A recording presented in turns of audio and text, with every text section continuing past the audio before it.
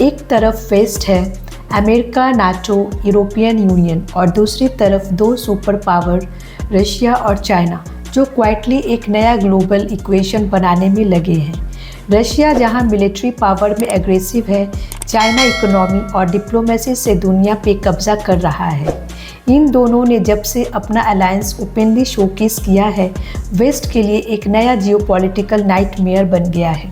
तो सवाल है, क्या रशिया चाइना अलायंस सच में एक नए वर्ल्ड ऑर्डर की शुरुआत है, या ये सिर्फ एक टेम्पररी बॉन्डिंग है, वेस्ट के प्रेशर का रिएक्शन? जानेंगे आज के इस वीडियो में।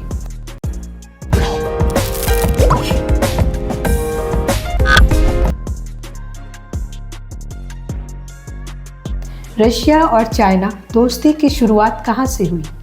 कोल्ड वॉर के दौरान रशिया, यूएसएसआर और चाइना के रिलेशन उतने अच्छे नहीं थे, लेकिन यूएसएसआर के कोलैप्स के बाद और स्पेशली 2000 के बाद इन दोनों की टाइज ग्रेजुअली वार्म होने लगी। रशिया को चाहिए था इकोनॉमिक पार्टनर, क्योंकि वेस्ट ने सैंक्शंस लगाए, और चाइना को चाहिए था नेचुरल रिसोर्सेज और मिलिट्री पार्टनरशिप। 2001 में इन दोनों ने treaty of good neighbourliness and friendly cooperation sign किया, जिसमें क्लियर सिग्नल मिला कि यह लॉन्ग टर्म अंडरस्टैंडिंग की तरफ जा रहा है। तब से चाइना ने रशिया के ऑयल और गैस सेक्टर में हेवीली इन्वेस्ट किया, और रशिया ने चाइना को आर्म्स सप्लाई किया। यूक्रेन वॉर और अलायंस का टर्निंग पॉइंट।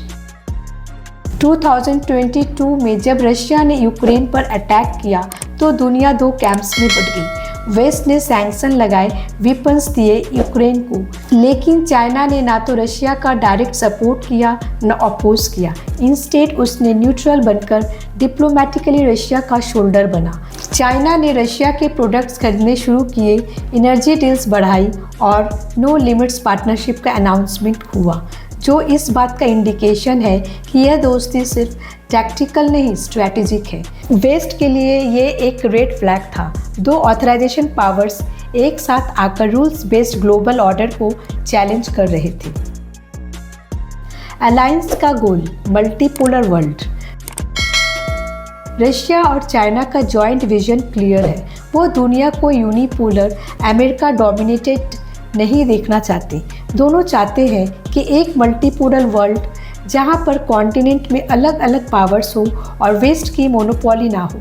चाइना अपने बेल्ट एंड रोड इनिशिएटिव से इकोनॉमिक कंट्रोल बढ़ा रहा है, और रशिया अपने मिलिट्री क्लाउड से वेस्ट को चैलेंज कर रहा है सीरिया, यूक्रेन, अफ्रीका में।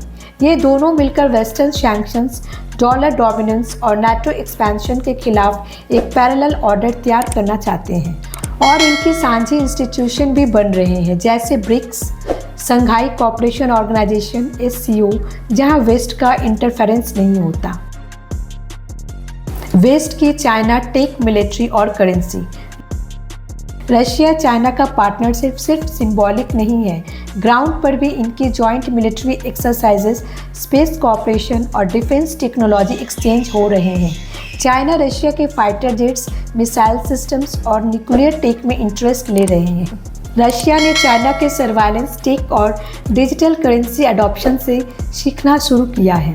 दोनों कंट्रीज डी-डॉलराइजेशन पर भी काम कर रहे हैं, यानी ग्लोबल ट्रेड को USD के बिना कंडक्ट करना। अगर ये ट्रेंड सक्सेसफुल हुआ तो अमेरिका के इकोनॉमी सुप्रीमेसी को डायरेक्ट चैलेंज मिलेगा। अलायंस में तानव भी है, हाँ, पर पार्टनरशिप में हर चीज़ परफेक्ट नहीं होती। रशिया और चाइना के बीच भी स्ट्रैटेजिक मिसट्रस्ट कुछ हद तक बना हुआ है। रशिया चाहता है ग्लोबल स्टेज पर इक्वल पार्टनर बनाना, लेकिन चाइना क्लियरली डोमिनेंट पोजीशन में है, GDP, ट्रेड और इन्फ्लुएंस के लेवल पर। रशिया कभी नहीं चाहेगा कि वो चाइना का जूनियर पार्टनर बन जाए। साथ ही सेंट्रल एशिया जैसे रीजन्स में इन दोनों का साइलेंट कंपटीशन भी चलता है, जहां चाइना इकोनॉमिक पावर और रशिया कल्चरल पॉलिटिकल कंट्रोल रखना चाहता है। तो यह अलायंस फ्रैगिल भी है, लेकिन म्यूचुअल बेनिफिट्स अभी भी ज़्यादा है।